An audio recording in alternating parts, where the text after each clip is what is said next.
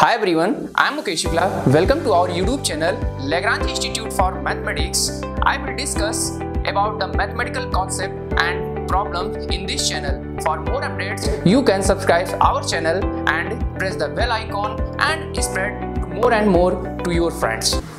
In previous lecture, we discussed about the relation of any two set, relation between any two set, how to find the relations, how to find the equivalence relation.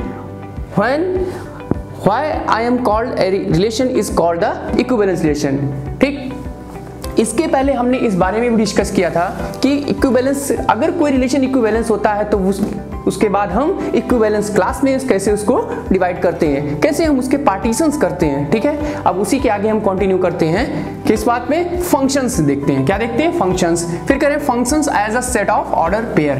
ठीक है, let, अब हम functions as a order pair हम देखते हैं. Let A and B, let A and B be two non-empty set. Let A and B be two non-empty set. Then a relation F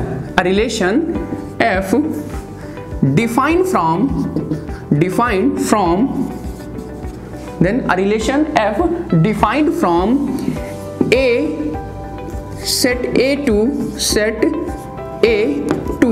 set B.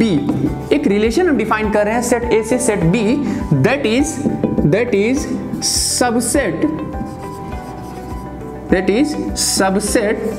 of A cross B. That is subset of A cross B. वो कह रहा है कि एक हम दो set ले रहे हैं. कैसे हैं वो? नॉन इम्पटी हैं. Then a relation F defined from set A to set B, that is subset of A cross B,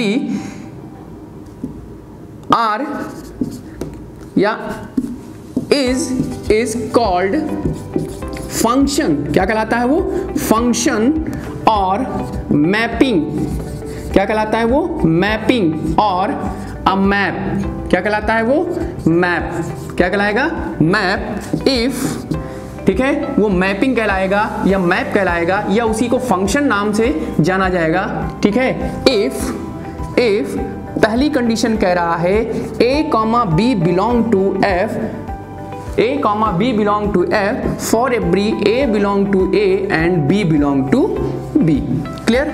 second कह रहा है condition A, B belong to F and A, C belong to F. This implies that B is equal to C. ठीक है, इसका मतलब ये हो गया. दूसरे लफ्जों में अगर हम लिखना चाहें तो that is a function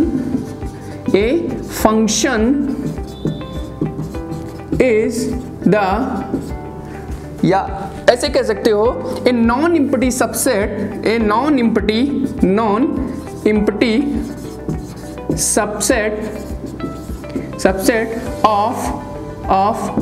cross B. A non-empty subset of A cross B defined as a function. किस तरीके से डिफाइन कर रहे हैं? फंक्शन. if वो कह रहा है a non-empty subset of A cross B defined as a function if A, B belong to F. If each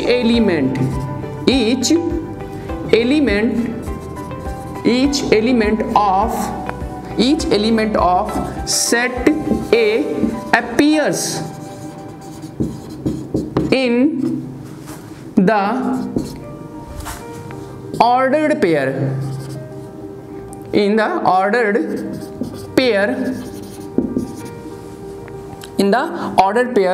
of F. देखो F के ऑर्डर पेयर में हर एक का पेयर एग्जिस्ट करना चाहिए, but no any two pair, but no any two pair but no any two pairs have same, पर ऐसा कोई भी दो पेयर नहीं एग्जिस्ट करेगा, but no any two pairs have same first component. ठीक है, मतलब कोई ऐसा पेयर हमारे पास f में एग्जिस्ट नहीं करना चाहिए जिसका फर्स्ट कंपोनेंट कैसा हो, सेम हो। ठीक है, no any two pair have same first component in f। मतलब f में ये जो रिलेशन f है, इसमें कोई भी ऐसा पेयर एग्जिस्ट नहीं करना चाहिए जिसके फर्स्ट कंपोनेंट कैसे हो, इक्वल हो। ठीक है, इक्वल ना हो इसका मतलब ये हो गया कि जो भी हो वो यूनिकली हो, कैसे हो, यूनिकली एक्सप्रेस्ड हो। ठीक, अब हम देखते हैं function as a correspondence. Function as a correspondence क्या होता है? फंक्शन एज अ करस्पॉन्डेंस, देखिए function as a correspondence, functions as a correspondence क्या होता है? Function as a correspondence, let A and B be two non empty sets. ठीक, कह रहा है कि let A and B be two non empty set, then a function, तो कह रहा है देन ए फंक्शन, यहां पर कॉमा कर लीजिए, then a function f from set A to set B, then a function from set A to set B is a, तो ये कह रहा है कि ये जो फंक्शन होगा सेट A से सेट B पे जो डिफाइन है इज आ रूल, क्या होगा? एक रूल होगा, और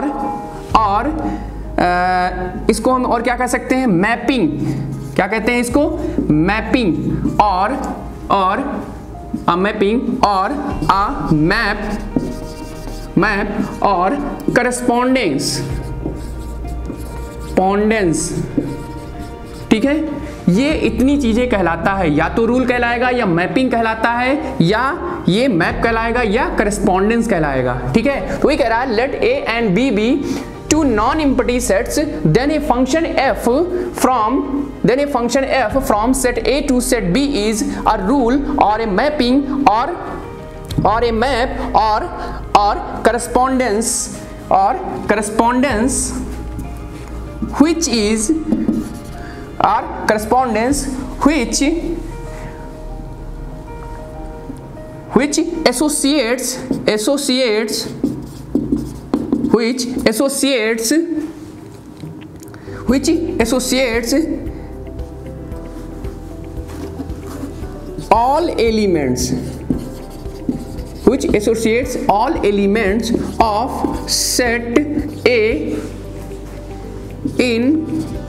which associates all elements of set A in set B, या in element of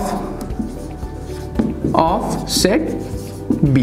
वो कह रहा है कि ये जो फंक्शन है वो डिफाइन होता है एज ए मैपिंग या करस्पॉन्डेंस which associate, जो एसोसिएट्स करता है all elements of set A in elements of set B। सारे सेट A के जितने भी एलिमेंट होते हैं वो सेट B में वो किसी ना किसी एलिमेंट से क्या होते हैं? एसोसिएट्स होते हैं। इफ मतलब किसी ना किसी एलिमेंट से एसोसिएट्स होते हैं। ठीक है, सेट B सच दैट, इस तरीके से एसोसिएट्स होते हैं, सच दैट, इस तरीके से एसोसिएट्स होते हैं ये। फर्स्ट कंडीशन क्या होगी? ठीक है, all elements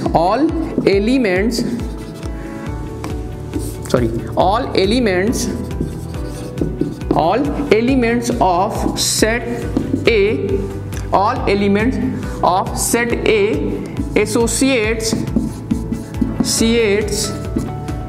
all elements of set A associates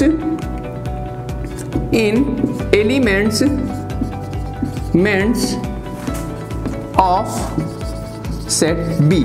ठीक है, मतलब सेट ए के जितने एलिमेंट हैं वो सेट बी के किसी ना किसी एलिमेंट के साथ एसोसिएट जरूर होंगे। ठीक है, सेकंड कंडीशन कह रहा है all element of set A associates in element of set B. Second condition कह रहा है कि all elements of set A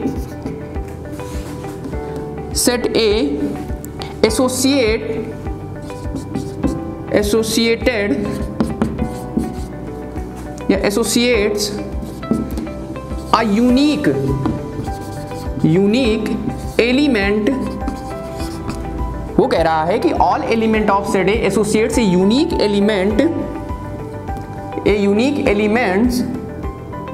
of set B या all elements of set A associates a unique elements of set B।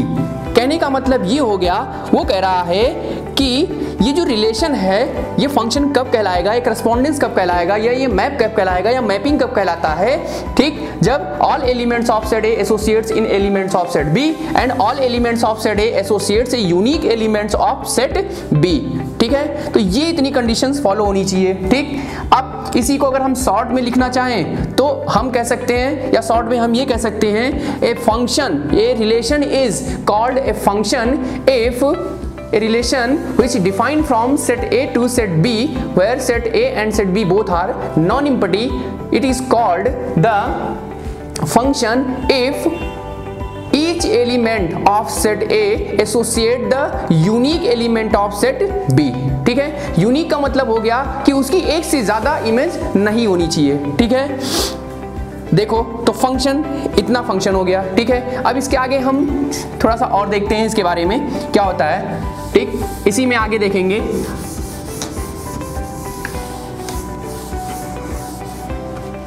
Clear?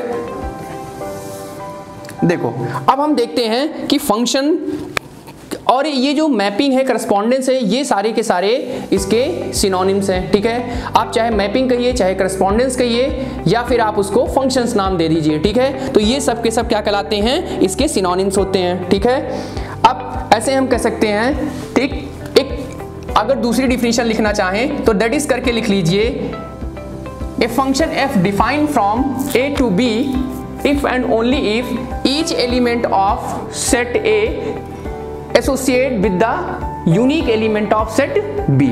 ठीक है, आप इसको चाहे तो लिख सकते हैं। ठीक है, ये अदर डिफिनीशन हो गई। ठीक, अब देखो, अब हम लिखते हैं फंक्शंस के रेंज और डोमेन क्या है। ठीक है, ये हम देख लेते हैं। ठीक, फंक्शन कहाँ से कहाँ डिफाइन है। सिंस जो फंक्शन f है वो a से कहाँ पर डिफाइन है, b पर डिफाइन है। मान लेते हैं कोई फंक्शन a से b पर डिफाइन है। ठीक, हम चाहे ऐसे लिखें कि function f defined from set a to set b, और ऐसे भी लिख सकते हैं f b।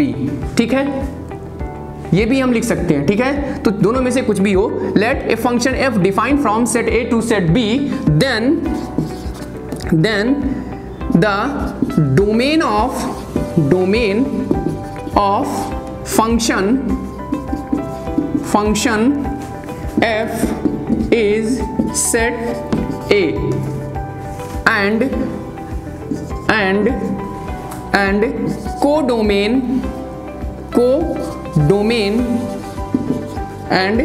codomain of function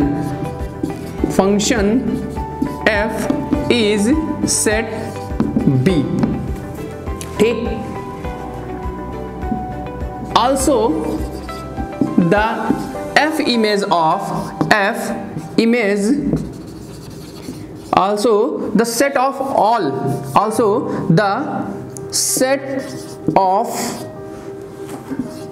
the image set of all, या ऐसे कह सकते हैं also the set of all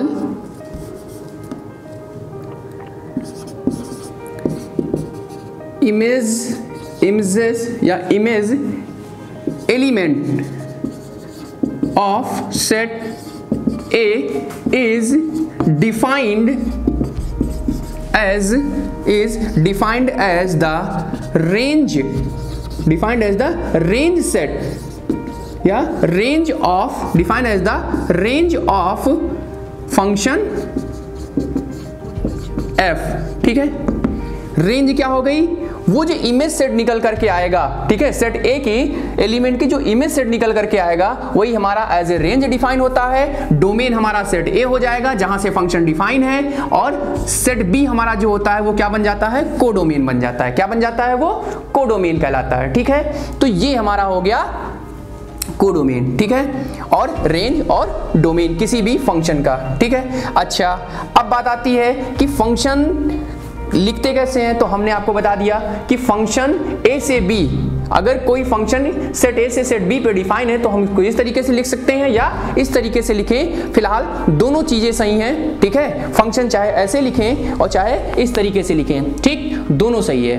ठीक है, अच्छा अब आगे देखते हैं।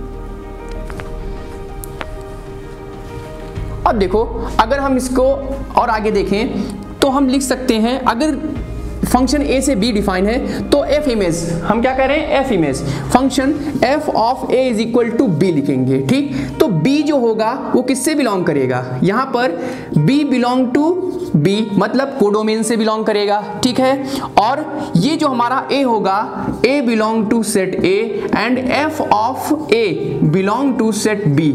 ठीक है, मतलब ये हो गया कि f ऑफ a किसके इक्वल दिया है, b, मतलब f of a is equal to b belong to set b, मतलब ये हमारा रेंज का एलिमेंट हो गया मींस, और ये हमारा क्या हो गया, डोमेन का एलिमेंट हो गया। ठीक, और ये तो कोडोमेन का एलिमेंट था ही। क्लियर है, तो हम इसको कहते हैं कि f इमेज ऑफ, ऐसे लिखना, इसको हम क्या पढ़ते हैं, f image of elements a, f image of elements a is equal to b, या images of a is b under f, ऐसे भी पढ़ते हैं। ठीक है, तो जैसे चाहो आप वैसे इसको रीड करो, उसमें कोई दिक्कत नहीं है।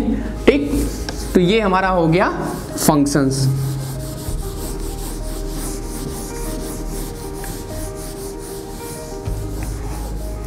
अब देखो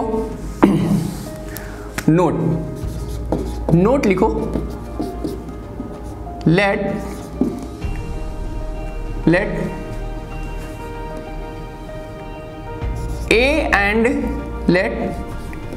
A and B be two finite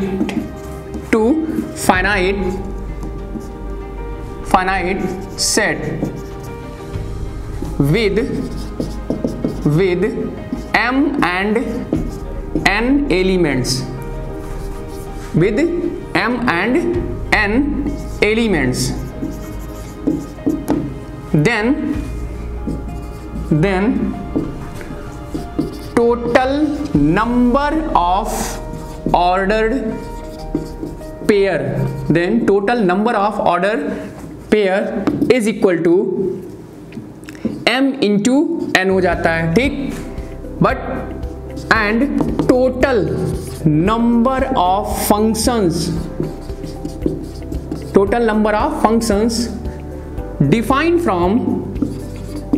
defined from set A to set B is equal to the power m into n, to the power m into n हो जाता है। ठीक है, टोटल नंबर ऑफ, अगर ऑर्डर्ड पेयर पूछे तो m into n हो जाएगा, लेकिन अगर टोटल नंबर ऑफ फंक्शंस आपसे पूछ ले तो कुल कितना हो जाएगा, to the power m into n हो जाएगा। ठीक है, यहां से हम टोटल नंबर ऑफ फंक्शंस निकाल लेंगे एक सेट से दूसरे सेट पे। ठीक है, ये हमारा हो गया टोटल नंबर ऑफ फंक्शंस। ठीक, नहीं सॉरी, ये तो दूसरी चीज हो गई। ठीक है, ये हो जाएगा n की power m, sorry n to the power m हो जाएगा। ठीक है, वो हम चले गए रिलेशन में। ठीक है, ये टोटल हो जाएगा n to the power m, ये n है हमारा। ठीक है, n to the power m हो जाएगा। ठीक, टोटल नंबर ऑफ फंक्शंस कितने डिफाइन होंगे, सेट a से सेट b पे n to the power m हो जाएंगे। क्लियर, अब आगे देखते हैं। तो आगे हम देखते हैं कि कैसे हम फंक्शंस को चेक करेंगे। ठीक है, वर्टिकल लाइन टेस्ट क्या होता है। ठीक है, अब देखो कोई मान लो फंक्शन दिया है y is equal to F X. ठीक, यहाँ पर x हमारा जो होता है वो होता है इंडिपेंडेंट वेरिएबल। ठीक है। और ये हमारा जो y होता है ये हमारा होता है डिपेंडेंट वेरिएबल, डिपेंडेंट वेरिएबल, ठीक है। और इसका अगर हम ग्राफ ड्रॉ करना चाहें, ठीक है, तो इसका ज्योमेट्रिकल रिप्रेजेंटेशन, किसी फंक्शन का ज्योमेट्रिकल रिप्रेजेंटेशन जो ग्राफ होता है वो कैसे डिफाइन करते हैं, हम इस x को क्या मान लेते हैं, इस हॉरिजॉन्टल एक्सिस को, जिसको हम x एक्सिस नाम देते हैं, इसको हम मान लेते हैं क्या, एक्स एक्सिस। मतलब ये इंडिपेंडेंट वेरिएबल को दिखाता है, किसको दिखाता है, ये इंडिपेंडेंट वेरिएबल को दिखाता है। और इस वाई एक्सिस को हम क्या मान लेते हैं, डिपेंडेंट वेरिएबल, क्या मान लेते हैं, डिपेंडेंट वेरिएबल दिखाता है, ठीक है।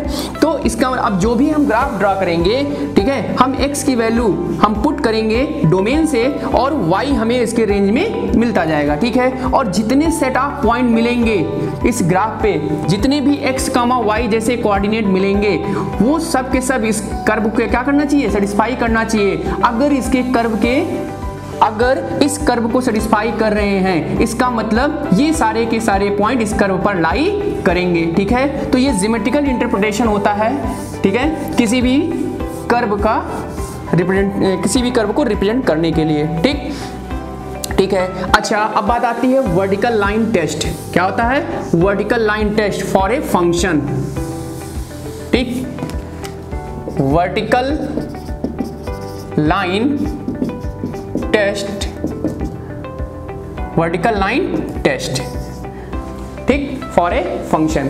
वर्टिकल लाइन टेस्ट क्या कहता है, वर्टिकल लाइन टेस्ट ये कहता है अगर कोई फंक्शन है y is equal to F X, कोई फंक्शन दिया गया है आपको, ठीक, और वो फंक्शन जो भी दिया गया हो, ऐसे करके ऐसे कुछ भी दिया गया हो, अब वो कहता है कि अगर हम ऐसे वर्टिकल लाइंस ड्रॉ करें, ठीक है, तो हर एक x के लिए एक ही करस्पॉन्डेंस y की वैल्यू एग्जिस्ट करनी चाहिए। अगर एक से ज्यादा एग्जिस्ट कर गई तो वो फंक्शन नहीं रह जाएगा, मतलब वो एक रिलेशन हो जाएगा बट वो फंक्शन नहीं हो सकता है, ठीक है। तो कहने का मतलब ये है कि वर्टिकल लाइन टेस्ट में हमें एक चीज का ध्यान रखना होता है कि for every x belong to, for every x there exist only one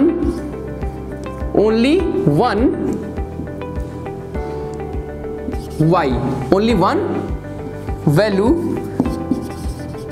value of y, ठीक है। मतलब हमें यह देखना होता है कि हर एक x के लिए y की केवल एक ही वैल्यू एग्जिस्ट करनी चाहिए। अगर एक से ज्यादा वैल्यू एग्जिस्ट कर गई तो वो कर्व जो है एक फंक्शन ना होकर के सिर्फ एक रिलेशन हो जाएगा, ठीक है। जैसे अब देखो यहाँ पर एक कर्व हम और बनाते हैं, ठीक है। जैसे एक सर्कल ले लेते हैं, क्या ले लेते हैं, एक सर्कल ले लेते हैं, ठीक है। अब सर्कल की अगर हम बात करें तो हम देखो वर्टिकल लाइन हम ड्रॉ कर रहे हैं, ठीक है। एक हम वर्टिकल लाइन, चाहे जितनी वर्टिकल लाइन ड्रॉ करेंगे, हर एक एक्स के लिए हमें दो करस्पॉन्डेंस वाई मिल रहे हैं, ठीक है। देखो यहाँ इस एक्स के लिए एक ये वाई मिलेगा हमें और एक हमें इधर से वाई मिल जाएगा, तो हर एक एक्स के लिए हमें दो अलग अलग वाई की वैल्यू फाइंड हो रही है, ठीक है। इसका मतलब ये जो सर्कल है ये कोई भी फंक्शन नहीं बनाता है, सर्कल कोई भी फंक्शन नहीं बनाता है, ठीक है तो ये भी एक कर्व बट ये कोई फंक्शन नहीं है, ठीक। जैसे हम इलिप्स की बात करते हैं, ठीक है, किसकी बात करते हैं, इलिप्स की।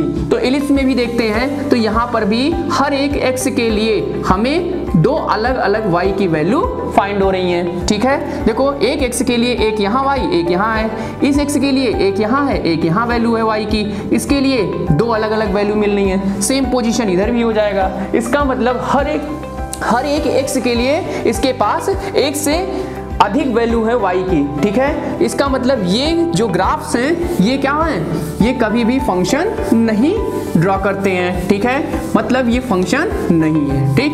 अच्छा, अब बात आती है कि फंक्शन में रियल वैल्यूड फंक्शन क्या होते हैं, क्या होते हैं, रियल वैल्यूड फंक्शन। तो देखो रियल वैल्यूड फंक्शन, ये तो था वर्टिकल लाइन टेस्ट, ठीक है। अब बात आती है रियल वैल्यूड फंक्शन किसे कहते हैं, तो रियल वैल्यूड फंक्शन, ठीक है। What is the real valued function और what is the real function, real function, ठीक है, रियल फंक्शंस, ठीक है। तो रियल वैल्यूड फंक्शंस क्या होते हैं और रियल वैल्यूड फंक्शन के बाद रियल फंक्शन क्या होते हैं, दोनों देखते हैं। तो real valued function, let f be a function defined from a to set B, set A to set B, ठीक है। then f is called real valued function, then f is called real valued function if b belong to R, मतलब set of real number, ठीक है। अगर हमारा जो codomain है ये सेट बी है, वो कहां से बिलोंग कर जाए, कहां से, सेट आर से, मतलब सेट ऑफ रियल नंबर से बिलोंग कर जाए, तो वो फंक्शन कैसा होता है, रियल वैल्यूड। सेट ए में एलिमेंट चाहे जैसे हो, इमेजिनरी हो या रियल हो, इससे कोई मतलब नहीं है, लेकिन डिपेंडिंग किस पे कर रहा है, वो कह रहा है कि जो मिलने वाला एलिमेंट होगा, मतलब कोडोमेन होगा, वो हमेशा क्या होना चाहिए, रियल होना चाहिए। अगर कोडोमेन हमारा रियल है या सबसेट ऑफ रियल है, ये इसको सबसेट कर लो, सबसे अच्छा है, ठीक है, subset of real number set, ठीक, तो ये क्या कहलाता है, रियल वैल्यूड फंक्शन हो जाता है। क्या हो जाता है, रियल वैल्यूड फंक्शन, ठीक। अब रियल फंक्शन क्या कहलाता है, let F be a function defined from कहां से कहां डिफाइन है, set A to set B, then f is called real function। कैसा फंक्शन, रियल फंक्शन कहलाता है। कैसा फंक्शन कहलाता है ये, f is called real function if a and b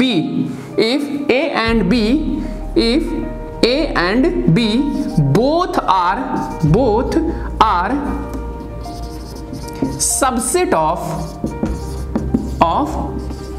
R मतलब सेट ऑफ रियल नंबर, ठीक है, सेट ऑफ रियल नंबर, ठीक है।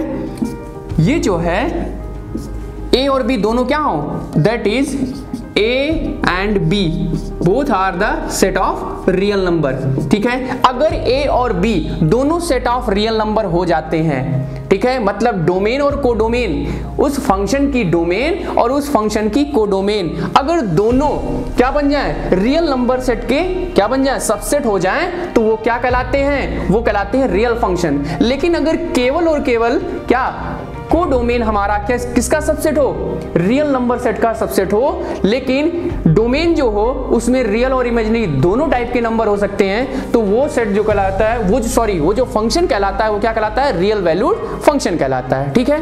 तो ये था पूरा फंक्शंस, ठीक। अब हम डिस्कस करेंगे how many types of the function, ठीक है, फंक्शन कितने टाइप के होते हैं, इसकी चर्चा हम आपसे नेक्स्ट वीडियो में करेंगे, ठीक है। चलिए आज के लिए इतना रखते हैं, थैंक यू।